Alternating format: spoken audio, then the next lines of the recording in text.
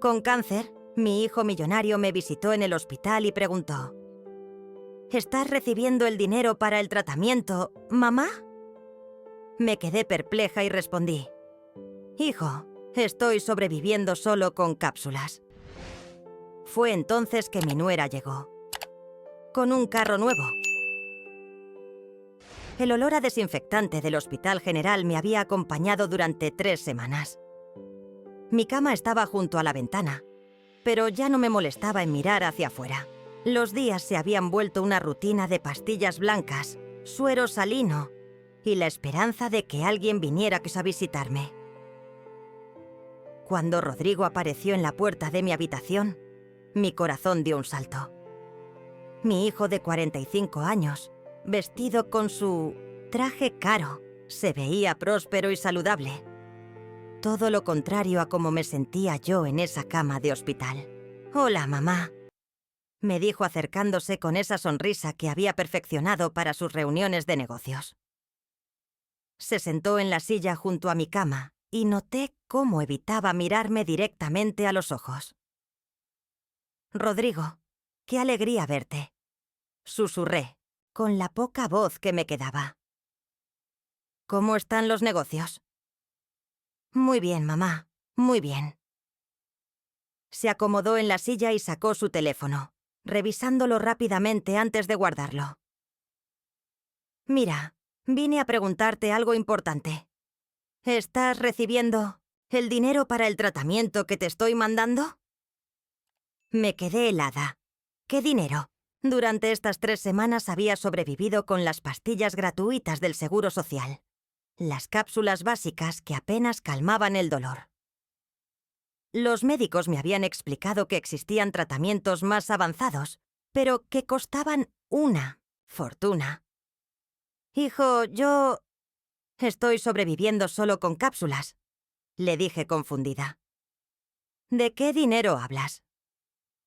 La expresión de Rodrigo cambió completamente. Por un momento vi algo que parecía pánico en sus ojos, pero rápidamente lo disimuló. «¿Cápsulas? Pero mamá, yo he estado mandando 15.000 pesos semanales para tu tratamiento privado. ¿El doctor no te ha dicho nada?» Sentí como si el suelo se abriera debajo de mí. Mi hijo creía que yo estaba recibiendo tratamiento privado, que alguien estaba cobrando 15.000 pesos semanales por atenderme. Pero yo seguí aquí, en esta cama del hospital público, tomando acetaminofén, cuando el dolor se volvía insoportable. «No, hijo, nadie me ha dicho nada de ese dinero», logré decir con la garganta seca. Fue en ese momento que escuchamos el rugido de un motor en el estacionamiento. Rodrigo se acercó a la ventana y su rostro se puso pálido. «Es Isabela», murmuró. A través del cristal pude ver a mi nuera bajándose de un BMW plateado completamente nuevo. Llevaba un vestido que reconocí de una revista de moda que había visto en la sala de espera. Fácilmente costaba más que mi pensión de 6 meses. Isabela entró a mi habitación como si fuera la dueña del lugar. Su perfume caro llenó el espacio y me hizo sentir aún más pequeña en esa cama de hospital. «Suegrita querida», exclamó con esa voz falsa que yo conocía tan bien. «¿Cómo te sientes hoy?» «Bien, Isabela». «Vi que tienes carro nuevo», le dije, observando su reacción. «Sí, ¿te gusta?» «Rodrigo me lo regaló ayer. Dijo que me lo merecía por ser tan paciente durante toda esta situación tuya». Miré a mi hijo. Él no podía sostenerme la mirada. En ese momento, como un rompecabezas que de pronto encuentra sus piezas, todo comenzó a tener sentido. No había dinero para mi tratamiento. Nunca lo había habido. Mi hijo le había comprado un BMW nuevo a su esposa con el dinero que supuestamente destinaba para salvar mi vida. Esa noche no pude dormir. Las palabras de Rodrigo daban vueltas en mi cabeza como un disco rayado. 15.000 pesos semanales, 60.000 pesos al mes. En los 3 meses desde mi diagnóstico, según él, había mandado más de 180.000 pesos para mi tratamiento. El BMW de Isabela costaba exactamente eso. La enfermera nocturna, Esperanza, era la única persona en este hospital que me trataba como un ser humano y no como un expediente médico. Cuando vino a darme mis pastillas a las 2 de la mañana, no pude contenerme más. Esperanza, le susurré. ¿Tú sabes si alguien ha pagado tratamiento privado para mí? Ella me miró con ternura. Señora Cecilia, usted está aquí con el Seguro Social. Nadie ha pagado nada adicional. ¿Por qué? ¿Pregunta? Le conté lo que había pasado con Rodrigo. Esperanza negó con la cabeza, con esa expresión que conocía bien. La había visto en los rostros de las trabajadoras sociales, de las secretarias del hospital, de cualquier mujer que había trabajado toda su vida para mantener a su familia. Señora, permítame preguntarle algo. ¿Su hijo siempre ha sido así? La pregunta me dolió porque no tenía una respuesta fácil. Rodrigo había sido un buen niño. O al menos eso creía yo. Después de que su padre muriera cuando él tenía 12 años, me dediqué en cuerpo y alma a sacarlo adelante. Trabajé doble turno en la fábrica textil durante años para pagarte la universidad privada. No lo sé, le respondí honestamente. Tal vez nunca lo conocí realmente. Al día siguiente, mientras fingía dormir, escuché una conversación que cambiaría todo. Rodrigo había regresado, pero esta vez no estaba solo. Habían llegado él e Isabela, y no sabían que yo podía oírlos perfectamente. ¿Le dijiste lo del dinero? Preguntó Isabela en voz baja. Sí, y por poco se me sale todo. No tenía idea de que no estaba recibiendo tratamiento privado. Rodrigo, ¿me estás asustando? Si tu mamá descubre que hemos estado usando ese dinero para otras cosas, no va a descubrir nada. Mírala, está muy débil. Además, Isabela, ¿tú sabías que mi mamá tiene propiedades que nunca me ha mencionado? Mi corazón se detuvo. ¿Propiedades? ¿De qué estaba hablando? ¿Qué propiedades? Preguntó Isabela con interés renovado. Encontré unos papeles cuando fui a su casa a buscar sus documentos del seguro. Aparentemente tiene una casa en Cuernavaca que compró hace años y nunca me dijo. Y también acciones de la fábrica donde trabajó. Eso no era cierto. Yo nunca había tenido propiedades más allá de mi casita donde vivía. Y las únicas acciones que tenía eran de un fondo de ahorro que había juntado centavo durante 30 años, apenas suficiente para complementar mi pensión. ¿Cuánto crees que valga todo eso? Preguntó Isabela, y pude escuchar la emoción en su voz. No estoy seguro, pero podríamos estar hablando de varios millones de pesos. Mi mamá siempre ha sido muy reservada con el dinero. Creo que tiene mucho más de lo que aparenta. Varios millones. Mi hijo creía que yo tenía varios millones de pesos escondidos. Por eso Isabela se había casado con él. Por eso me trataba con esa condescendencia falsa. Por eso Rodrigo podía gastar 180.000 pesos en un carro para su esposa, mientras yo me moría en un hospital público. Ellos pensaban que todo ese dinero inexistente eventualmente sería de ellos. ¿Y qué pasa si ella se muere antes de decirnos dónde está todo? Preguntó Isabela con una frialdad que me heló la sangre. No se va a morir todavía. El doctor dijo que con el tratamiento básico puede durar varios meses más. Tiempo suficiente para que nos diga todo. Tiempo suficiente para sonsacarme información sobre millones que no existían, mientras me dejaban morir lentamente para no gastar dinero real en salvarme. En ese momento supe exactamente qué iba a hacer.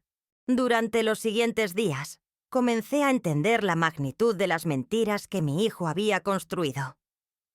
Cada vez que Isabela me visitaba, dejaba caer comentarios que revelaban más de lo que pretendía. Ay, suegrita, qué bueno que tienes tantas propiedades. Rodrigo me contó que la casa de Cuernavaca es hermosa. Me dijo un día mientras se arreglaba las uñas con un esmalte que costaba más que mis medicamentos.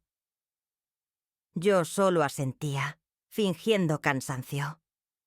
Pero por dentro estaba tomando notas mentales de cada mentira que mi hijo había inventado. Según lo que logré deducir de sus conversaciones, Rodrigo le había contado a Isabela que yo era dueña de 3 propiedades, un negocio próspero y cuentas de banco millonarias.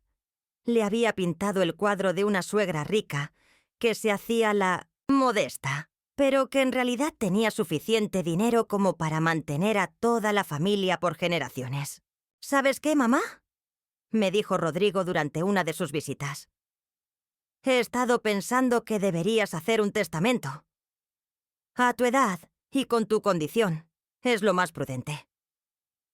Ahí estaba, la verdadera razón de todas sus visitas recientes.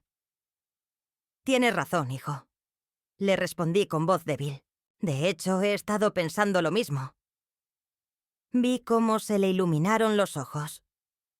Isabela, que estaba sentada en la esquina revisando su teléfono, levantó la cabeza con interés repentino.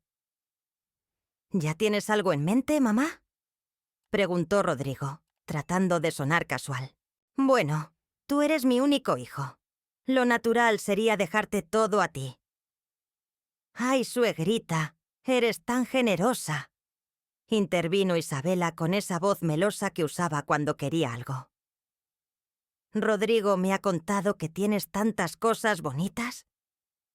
Ese comentario me confirmó que ella sabía exactamente cuánto creía que yo valía. Y también me dio una idea. Isabela, hija, le dije con la voz más cariñosa que pude fingir.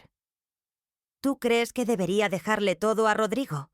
¿O sería mejor repartir algo entre ustedes dos? La vi intercambiar una mirada rápida con mi hijo. No, no, suegrita. Como tú digas, está bien. Pero había visto la ambición en sus ojos. Y ahora sabía exactamente cómo usar esa ambición en su contra. Esa noche llamé a Esperanza. ¿Podrías ayudarme con algo? Necesito que me ayudes a conseguir papel y pluma. Por supuesto, señora Cecilia. ¿Para qué? Voy a escribir un testamento. Durante las siguientes noches, mientras todos dormían, escribí cuidadosamente mi testamento. Pero no era el testamento que Rodrigo e Isabela esperaban. En el papel, dejé constancia de que legaba todas mis propiedades millonarias a la Fundación de Niños con Cáncer del Hospital Infantil. Mis cuentas bancarias irían para el refugio de ancianos abandonados. Mi próspero negocio se donaría a la iglesia del barrio donde había rezado durante 40 años. No dejaba un solo peso para Rodrigo, pero aquí venía la parte más inteligente de mi plan. Al final del testamento agregué una nota personal. He tomado esta decisión porque mi único hijo prefirió gastar el dinero destinado a salvar mi vida en lujos para su esposa, mientras me dejaba morir con pastillas gratuitas en un hospital público. Cuando terminé de escribir, me quedé mirando ese papel durante horas. No era solo un testamento falso sobre propiedades inexistentes. Era mi venganza perfecta. Al día siguiente, cuando Rodrigo llegó para su visita semanal, fingí estar escribiendo algo en mi cama. ¿Qué haces, mamá?, preguntó acercándose. Estoy terminando mi testamento, le dije, escondiendo rápidamente los papeles bajo mi almohada. Ya casi lo tengo listo. ¿Necesitas ayuda con algo? No, hijo. Esto es algo que debo hacer sola. Vi la frustración en su rostro. Quería ver qué estaba escribiendo, pero no se atrevía a preguntar directamente. Durante los siguientes días, tanto él como Isabela comenzaron a visitarme con más frecuencia. Me traían flores, dulces, revistas. De repente se habían vuelto los hijos más atentos del mundo. «Mamá, ¿ya terminaste tu testamento?», me preguntó Isabela un día, tratando de sonar despreocupada. «Casi, hija. Solo me faltan algunos detalles». «¿Y ya decidiste cómo vas a repartir las cosas?». «Sí, ya tomé una decisión muy clara sobre cada una de mis propiedades. La mentira fluyó de mis labios tan fácilmente que casi me sorprendí. Pero después de semanas de ser engañada, mentir se había vuelto natural.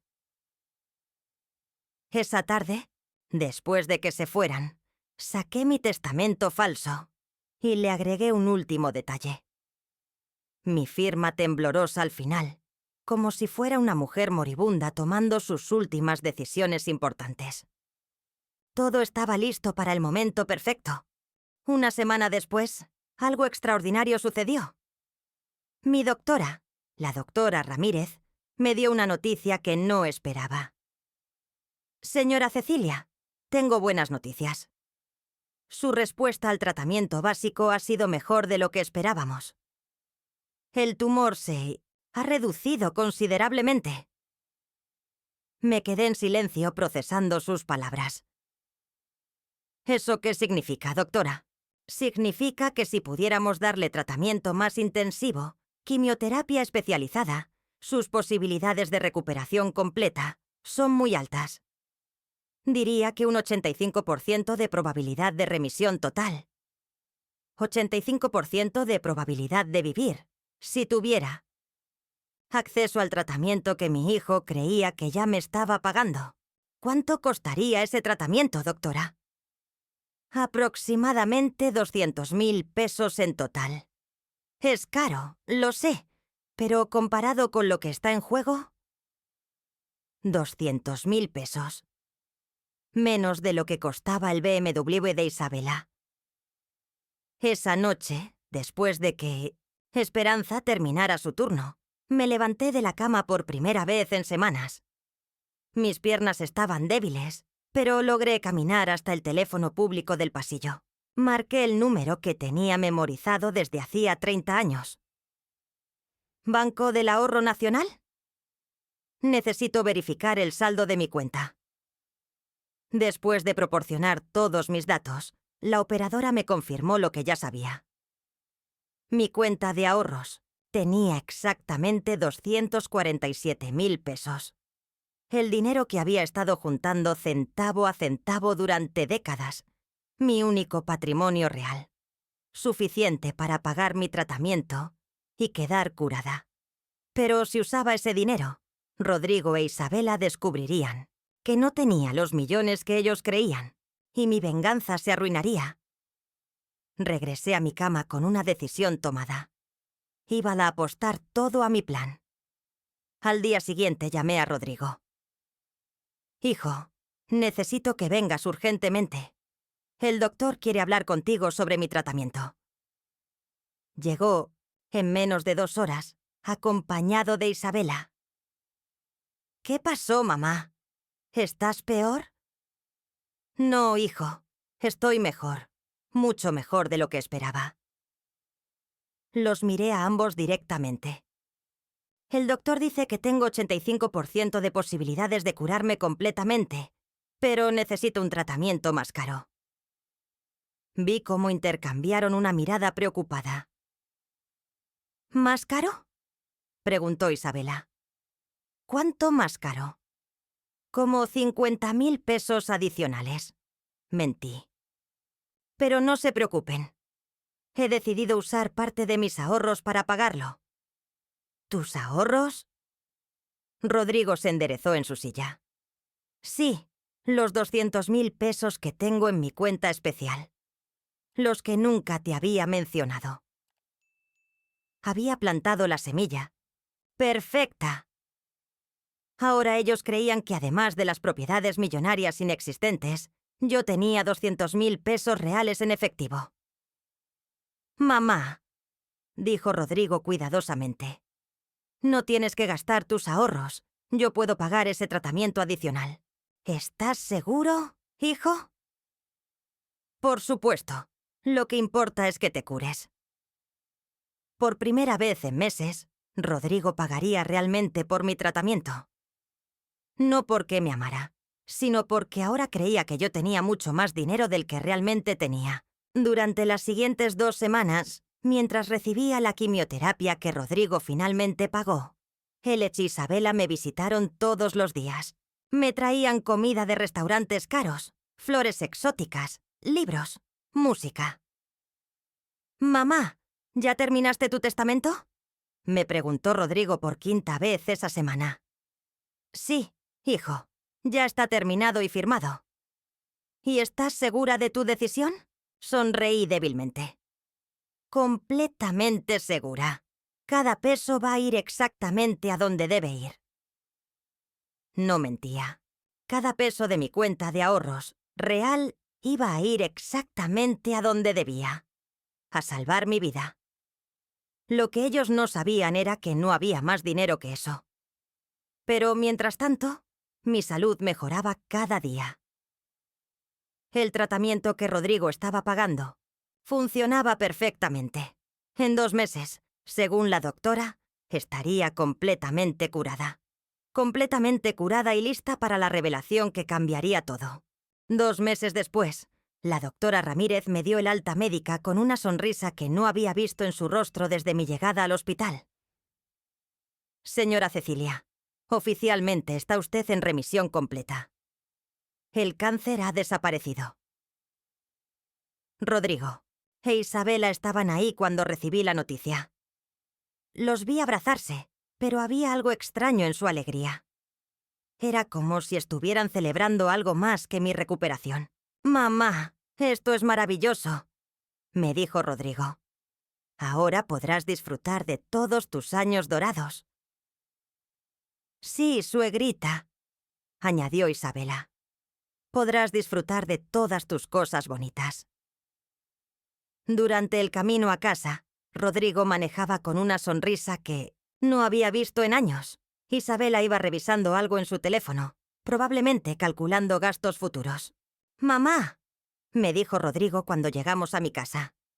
«¿Te parece si mañana nos reunimos para platicar sobre... sobre el futuro? Sobre cómo podemos ayudarte a que administrar mejor todas tus propiedades».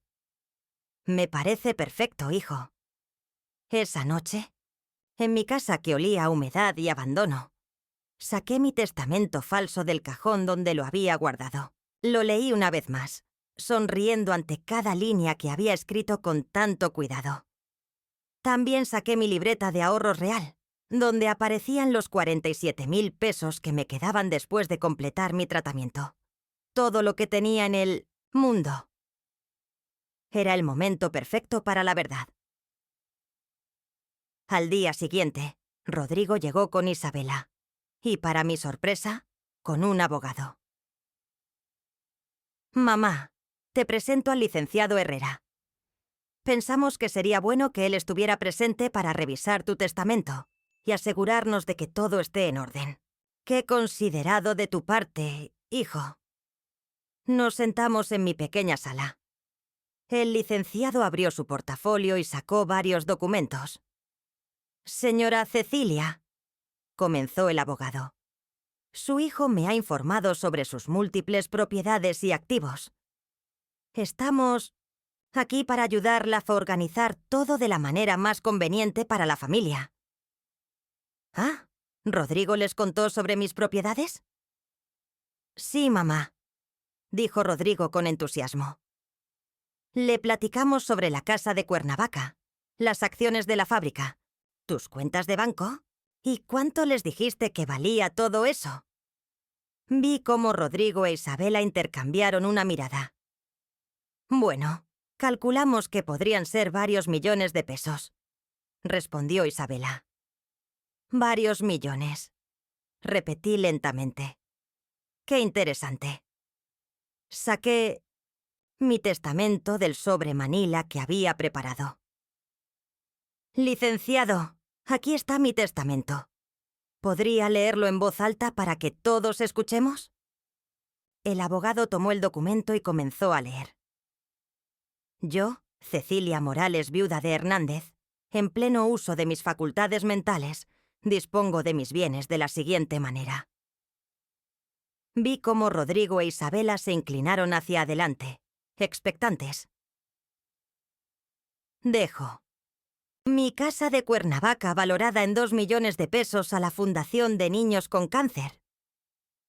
La cara de Isabela se puso pálida.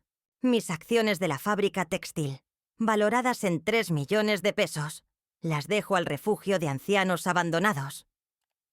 Rodrigo se enderezó en su silla. Mamá, ¿qué estás haciendo? Mis cuentas bancarias, con un total de 1,5 millones de pesos, las dejo a la iglesia de San José para obras de caridad.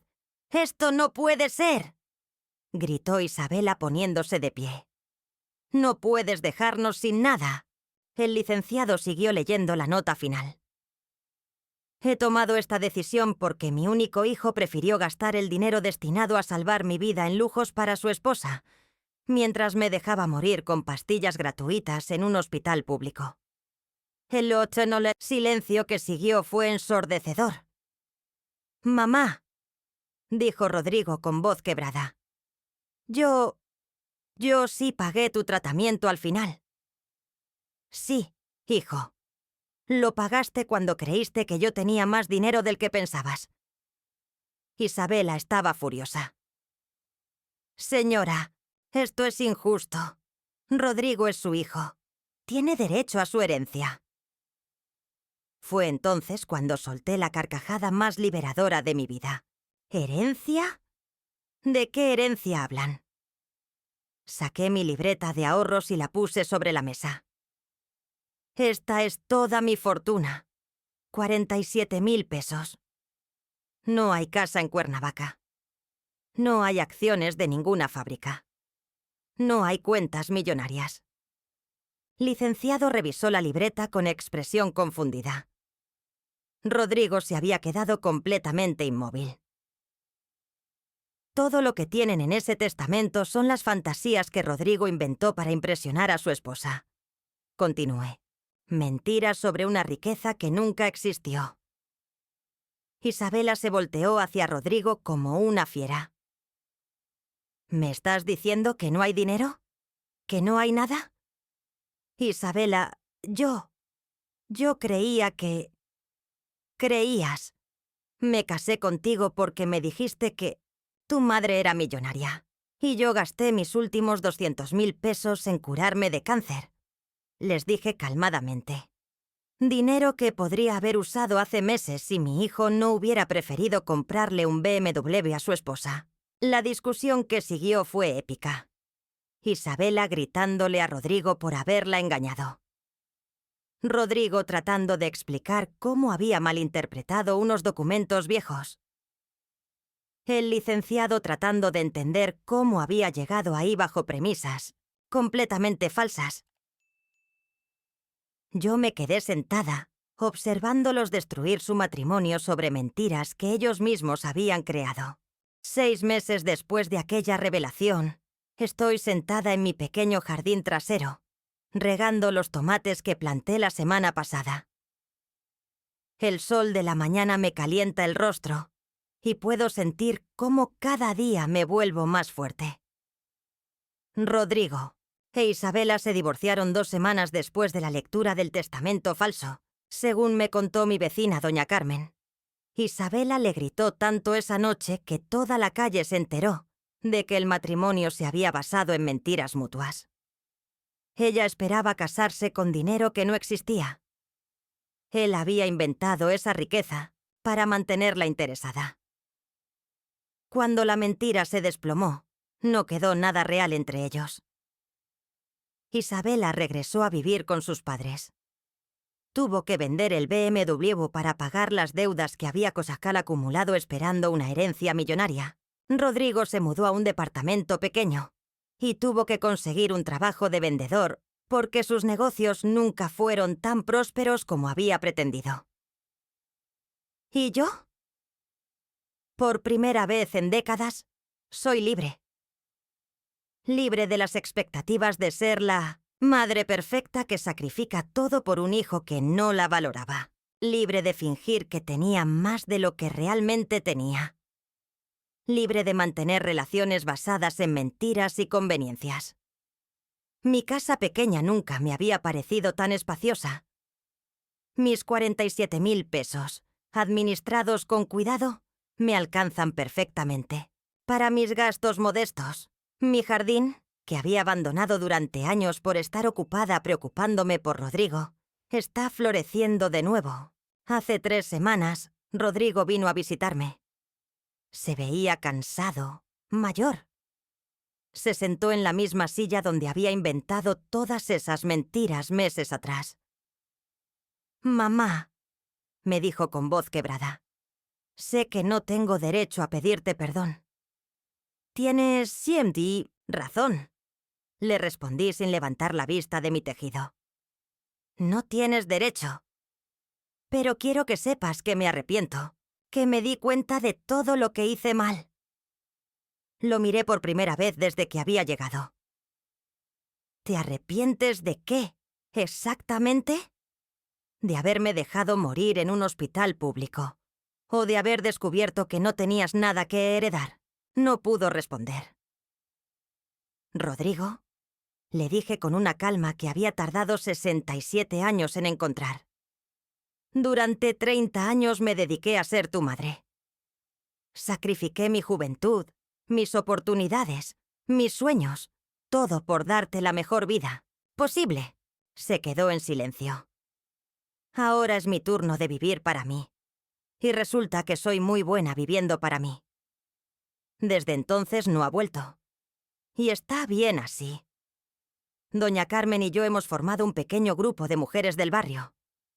Nos juntamos los martes y jueves para tejer, platicar y, sobre todo, para recordarnos unas a otras que nuestro valor no depende de cuánto damos a nuestras familias. ¿Sabes qué es lo más irónico de todo?, le dije a doña Carmen ayer mientras tejíamos en mi jardín.